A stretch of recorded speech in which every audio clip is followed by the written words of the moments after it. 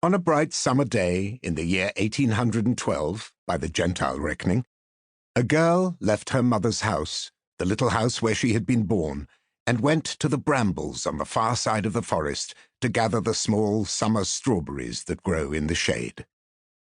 These were the best kind of berries, tiny and soft, and the girl crouched in the bushes, staining her lips and fingertips red, one for her mouth, one for her apron, and so on and on. At first, the girl was sure that she must be imagining things. She was far from the village here, far from the road, and she alone knew of the berry bush. Surely no one else would come to this place. But she was not imagining things. The column burst out into the clearing like a ball from a musket. Men in orderly rows, stepping in time, their buttons and bayonets shining in the sun, and more and more and more men. The young lady had never seen so very many. Now horses came as well, and taller men in splendid uniforms astride them. Mules and wagons and great bronze cannons thundered past the girl in the brambles, and feet and hooves and studded wheels churned the grass into a muddy slaw. The girl was not foolish. She kept hidden and did not draw attention to herself.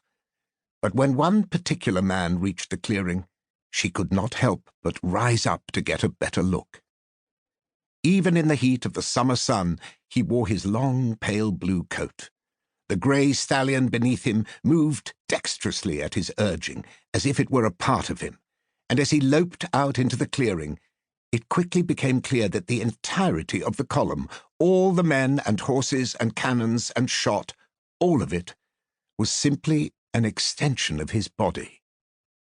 This, of course, was the great war emperor, Napoleon Bonaparte. He had come to take the Russian Empire.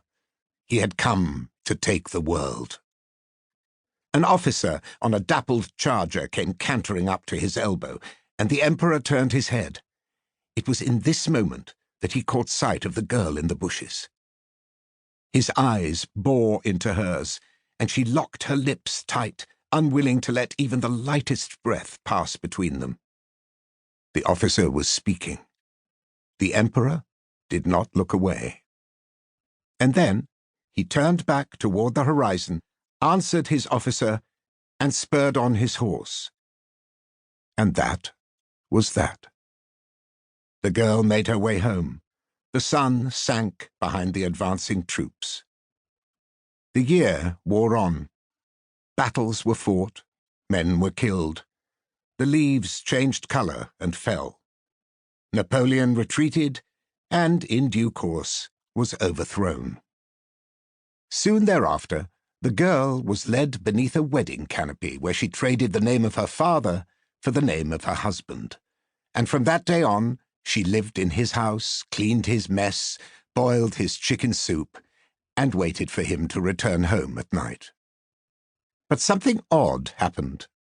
One day, the girl looked into the mirror and found that the face staring back at her was no longer her own. She had loosened, wrinkled, worried herself into something that no longer resembled her at all. Only her lips remained the same, locked in a light, tight frown. That evening, her husband did not come home. It was not long before she knew that he would not be returning at all. The frown deepened.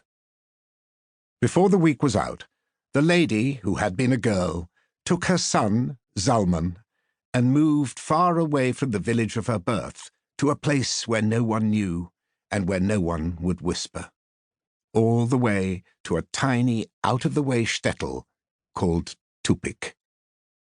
She took a small room in the attic of the baker's house and apprenticed her boy in the bakery on the ground floor. The baker died.